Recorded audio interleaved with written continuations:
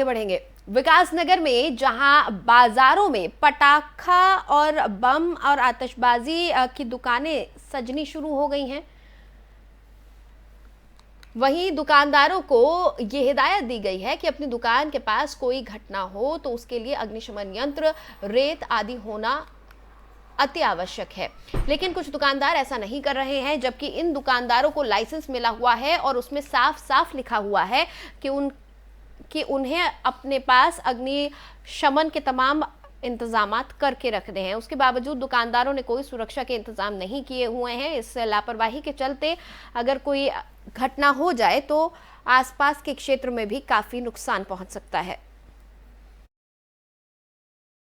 रखा हुआ था जी, ये अगर कोई बात हो जाती है तो आप इसे वहाँ से उठा के यहाँ तक ला सकते थे? इतना समय मिलेगा? यही है भाई जी, बिल्कुल जड़ में मिल जाएगा भाई, ये भी लगा ही रहे। अभी हमने दुकान ही बहुत लेट लगाई ना आज। क्या क्या सामान है आपके पास अग्निशमन बुझाने के लिए? है जी, पानी, रेत, दोनों चीज़ें हमारे पास। ऐसा भी एक चीज़ और होगी, जी। आपके लाइसेंस भी लगती है। जी, सिलेंडर भाई जी, अभी हमने आज ना सबसे लेट में आए हम लोग।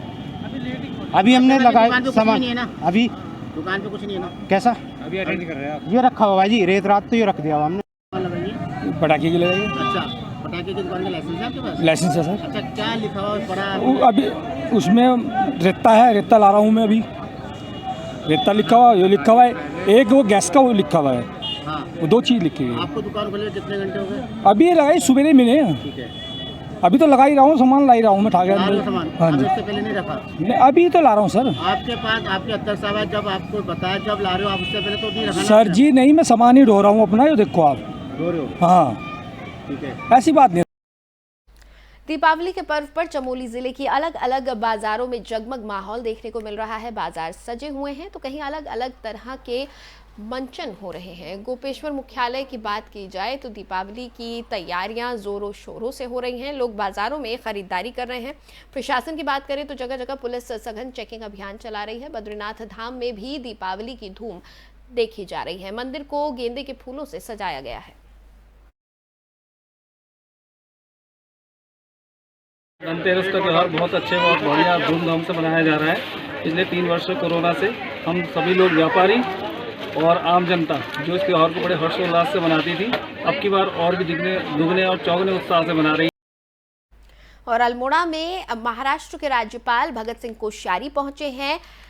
बीजेपी कार्यकर्ताओं ने राज्यपाल का ढोल नगाड़ों के साथ जोरदार स्वागत किया। बता दें कि राज्यपाल अल्मोड़ा के 2 दिवसीय दौरे पर हैं। कोश्यारी अल्मोड़ा में विश्राम करेंगे, वहीं अगले दिन शोभन सिंह जीना विश्वविद्यालय में एक कार्यक्रम में शामिल होंगे। राज्यपाल कोश्यारी ने लोगों को संबोधित कर कहा कि प्रधानमंत्री ने मुझे इतना बड़ा सम्मान दिया है, मुझे महाराष्ट्र राज्यपाल बनाया है और आज उनको महाराष्ट्र के लोग बहुत बड़ा सम्मान देते हैं।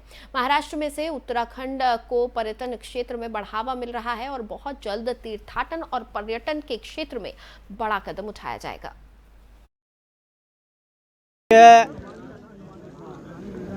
ये मेरा सौभाग्य है, आप सब लोगों के प्यार के वजह से, उत्तराखंड की जनता के स्नेह की वजह से मुझे प्रधानमंत्री जी का विश्वास प्राप्त हुआ और उनके विश्वास और स्नेह के कारण से मैं आज इस शिखर से सागर के एक बहुत बड़े प्रदेश महाराष्ट्र का राज्यपाल हूँ और इस सब का श्रेय मैं प्रधानमंत्री जी को तो देता हूँ, पर उससे अधिक आप सब लोगों को स्नेह प्यार को देता हूँ।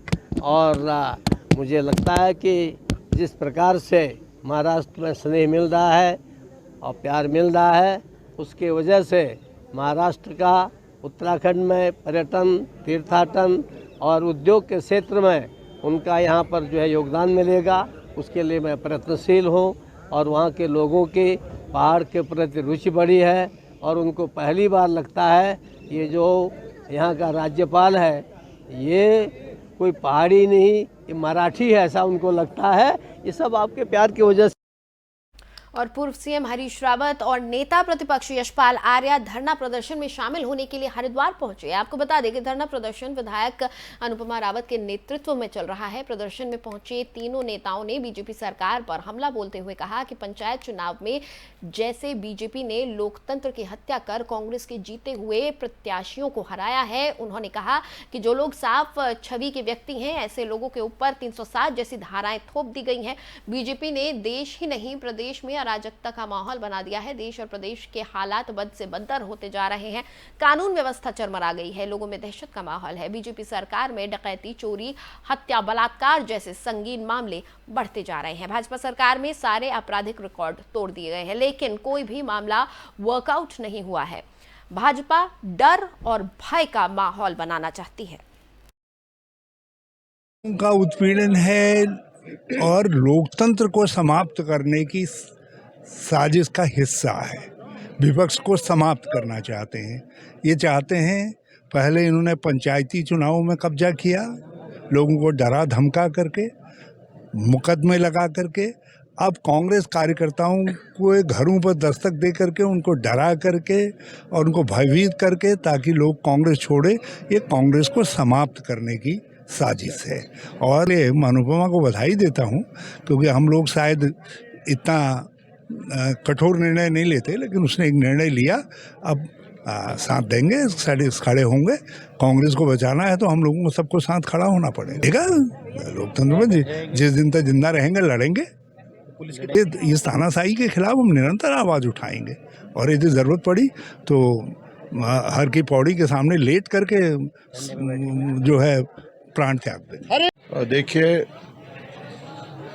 हरिद्वार ग्रामीण क्षेत्र में लगातार हमारे कांग्रेस के साथियों का, कांग्रेस कार्यकर्ताओं का उत्पीड़न किया जा रहा है। भाजपा सरकार के इशारे पर यहाँ की स्थानीय प्रशासन और स्थानीय पुलिस लगातार उत्पीड़न कर रही है।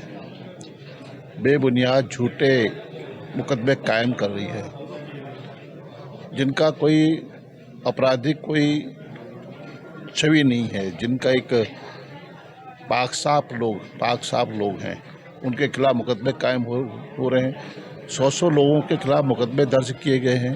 ये डर और भय का माहौल बनाना चाहती है भाजपा सरकार, और जिससे पंचायती चुनाव में लोकतंत्र की हत्या हुई है, लोकतंत्र का गला घोटा तो हमारा है, हम वो कर रहे हैं लगातार।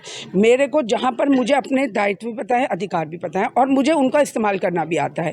ये कार्य अगर ऐसे नहीं करेंगे तो सत्र चलेगा, मैं उसमें करवाऊंगी, ऐसा थोड़ी ना है। काम मैं अपना करूंगी, लेकिन जो उत्पीड़न हो रहा है इसको बर्दाश्त नहीं करूंगी। ये अगर ये सोच रहे हैं कि हरिद्वार ग्रामीण क्षेत्र में कोई विधायक नहीं है और हम लोग उत्पीड़न नहीं, यहाँ ये इस विधानसभा की विधायक अनुपमा रावत है, और जो पूरे प्रदेश में भाजपा सरकार जो उत्पीड़न कर रही है कांग्रेस के वर्कर्स का, पूरे हरिद्वार जनपद में जो उत्पीड़न किया जा रहा है, खास तौर पे हरिद्वार ग्रामीण में, उसके खिलाफ ये मेरी लड़ाई है और ये संघर्ष जारी रहेगा। हमारे यहाँ विधानसभा के चुनाव हुए 2022, क्योंकि भाजपा को यहाँ से निराश हाथ लगी।